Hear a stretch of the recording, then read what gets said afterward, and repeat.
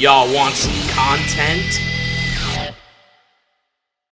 Smash 4 is good? Yeah, I know it may seem like a no-brainer that Smash 4 is bad, but I honestly think that a lot of people brush it aside way too much, to the point of slander, actually. This game doesn't have the look, the engine is a little slow, smaller roster, and some characters are very broken, I'll be honest. But everything else, this game gets right. The controls / the buffer system is pretty good. The amount of tech was numerous. The single player wasn't booty. There just was so many things that it excels at that people, I think, simply forget about. Does that mean that it was perfect? No. Hell no. But we can get into that later. For now, I want to talk about what it's good at.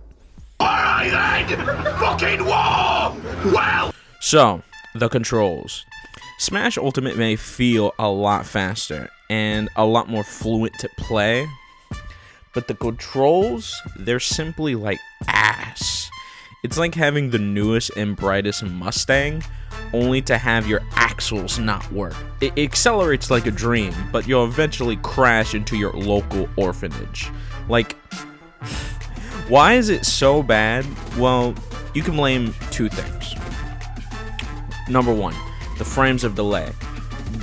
The frames of the delay that you get just by being on the Switch is red flag number one. Number two would be the buffer system. See, the buffer system in that game has a different hierarchy for moves. The new mechanic, which is short hop aerials, is actually in front of the order of priority. What does that mean? Well, that's easy. Let's say you want to buffer an aerial while long jumping. Well, with the new order of priority, you can actually buffer short hop aerial accidentally.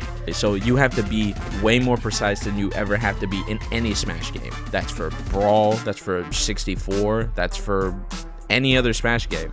You've never had this problem.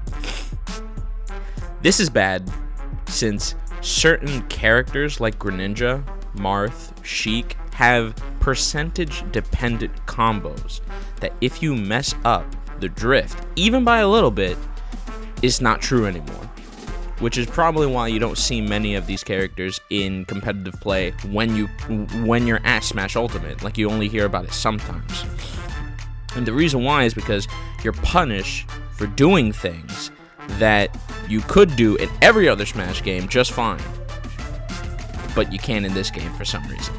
Like, there's no reason to pick these technical characters that require more work when I can pick someone like Palutena and just turn off my brain.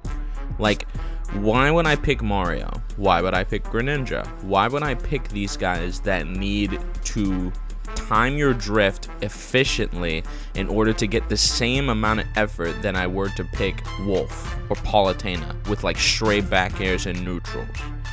It doesn't make any sense. You are fighting against the game.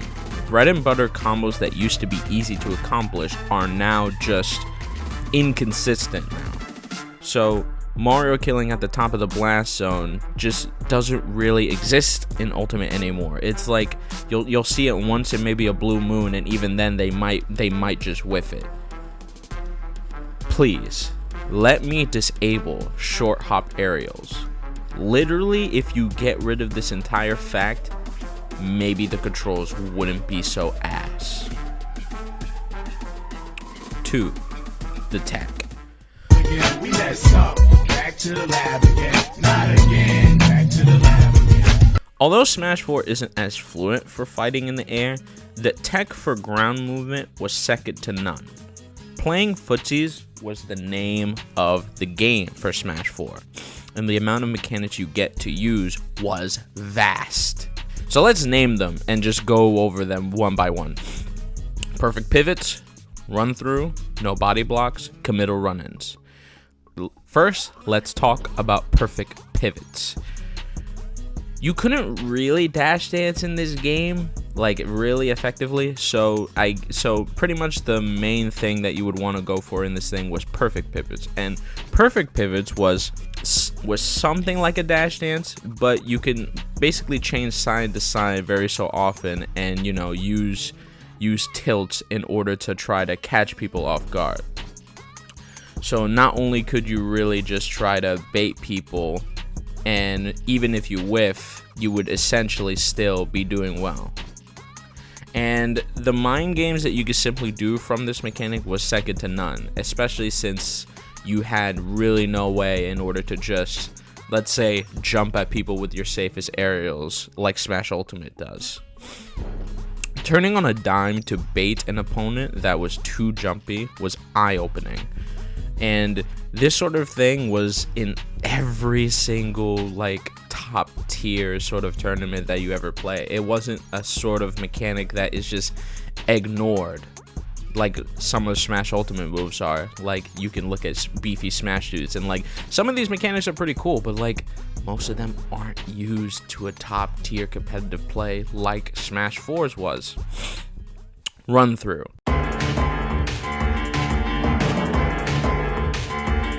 See, in Smash 4, you can actually run through your opponents rather than be blocked by the opponent. And I think a lot of people hated this for some reason. I never really understood it, because running through the opponent means that an opponent can't just like shield or use an aerial, and you can't just like run through them in the other side in order to get some distance. You think about it like this. In Smash Ultimate, when you're pressured by an aerial, you can't go through it. The only way is to shield or move away or jump over it, you know, which makes it the name of the game when most of Smash Ultimate is to hit someone with an aerial and then run back. You're basically pushing people into one corner only for them to have either no option, or maybe they whiff and now you're on the opposite side. So running through them in order to gain some space is actually kind of cool. Like, the ways to escape were excessive. The opponent wasn't just like an immovable wall of projectiles or aerials, and you could actually just reposition to the other side of the stage to get space. Committal run-ins.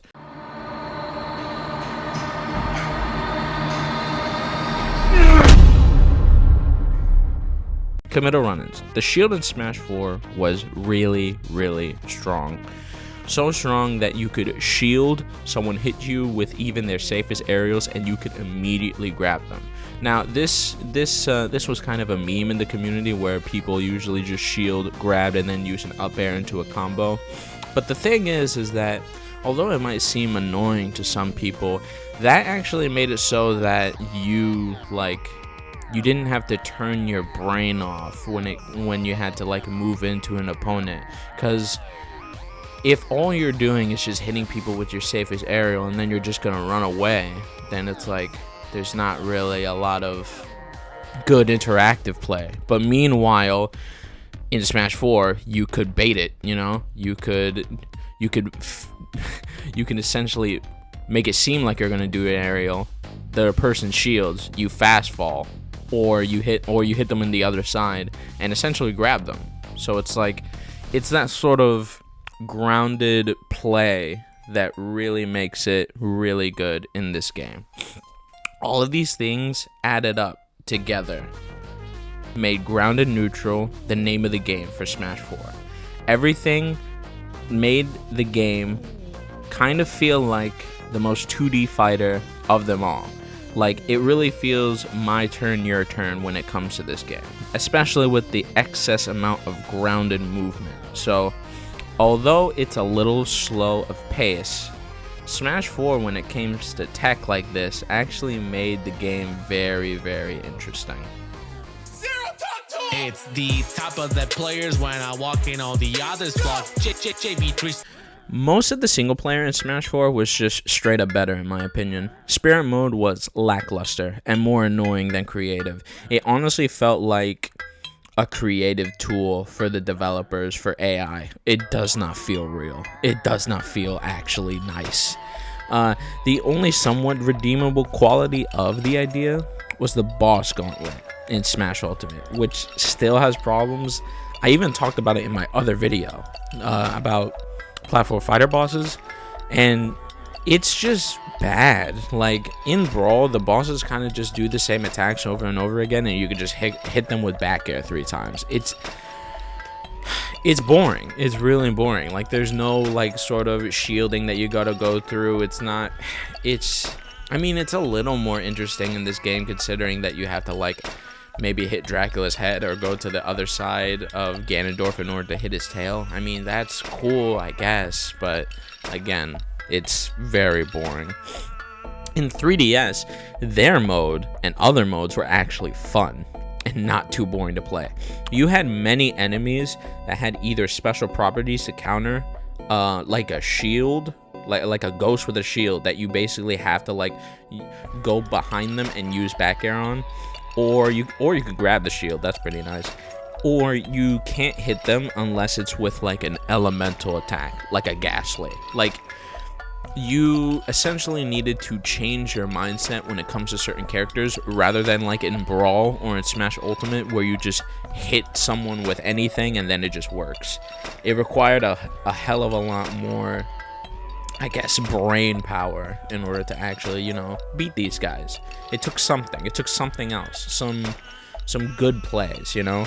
A lot of enemies had a lot of ways to hurt you, but you get a lot of loot if you beat them. This was infinitely better than Spirits, because you actually would want these sort of things, because you get to battle your friends in a sort of mode, and the more that you have, the bigger it could make the differences. Or you could get another go-to idea, custom moves that you could use against your opponent if you fight more people and get more loot. It was the perfect system in order to like make you want to fight in the mode of the 3DS era. It only made sense. Not only that, there was a few mini games that were pretty cool. That ping pong sort of thing, that was cool, I guess. It's fine.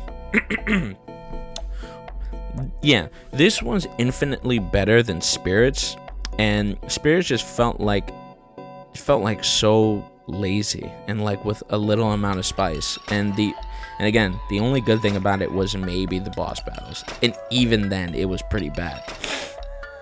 It's just gross. It's a lazy decision, and they could do better. The single player in the 3DS was way better than this fucking excuse for a mode. It's gross. You have died. Inside, but it's not all bad. It can't get much worse. Okay, does that mean that Smash 4 is perfect? Hell no, not even close. I'll give you a good list explaining why. 1. Bayonetta touch of deathing you.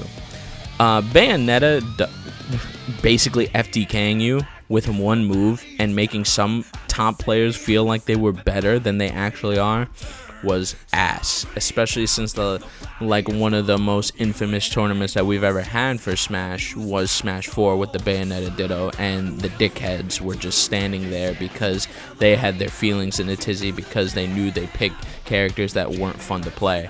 Oh no, I'm getting shit for playing a character that I know for a fact tilts people, and I know for a fact that she's broken and it should be banned, but I'm gonna do it anyway and feel like a dickhead. Go fuck yourselves. Cloud invalidating like 3/4 of the cast with just being straight up better was booty, because there's honestly no reason for you to main a character when Cloud does everything so much better. Hell, you might even just main Cloud at the start and just like only use your actual character against things that you find trouble with, to be honest. Like when you have a character that kind of just like invalidates 3/4 of the cast, it kind of makes your decisions worthless and most of the characters like not matter. The Diddy and Sheik days, I think people forget, maybe more so Sheik than Diddy, but people kind of forget about these characters and about how stupid they were when the combo game, Hoo-Ha and things like that. Hoo-Ha was just excessive. Like the fact that you essentially get you get a kill from doing up air, which again in this game shield is very good. So you shield, you grab, you up throw, and then you hit him with Hoo-Ha, and then you die. At that point, the reason why that Diddy was so good was just that the mechanics of Smash Ultimate Shield kind of just was already good to begin with, so making a kill throw that you can get simply by up airing was, yeah, you can see why it didn't do so well.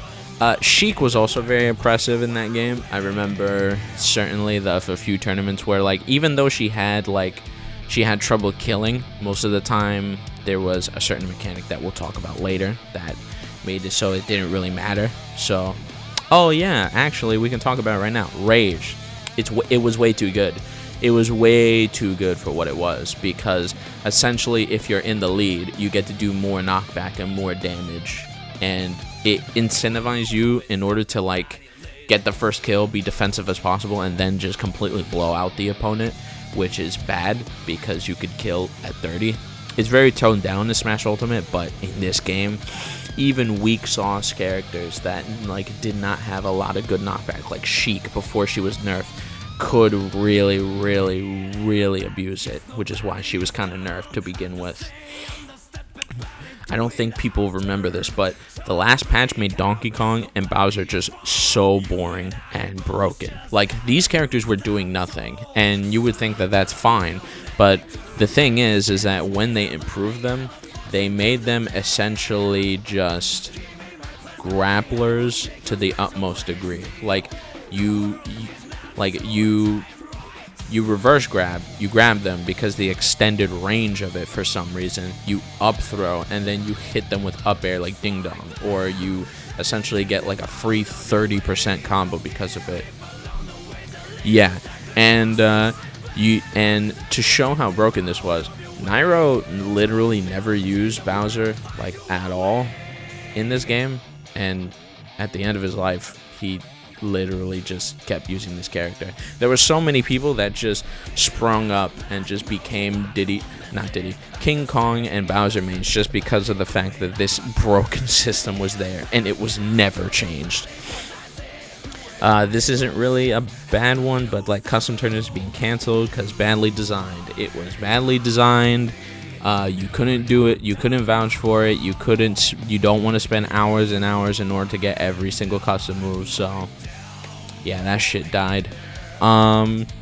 Clearly, there was stuff in this game that was dog ass. Like, really, really bad. And I won't defend them.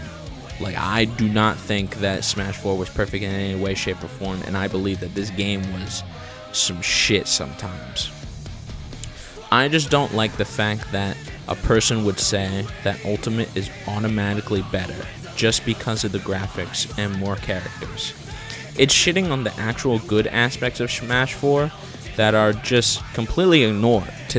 They're just ignored to this day and age. It's kind of crazy, because to me, your game has a lot of dog ass problems too.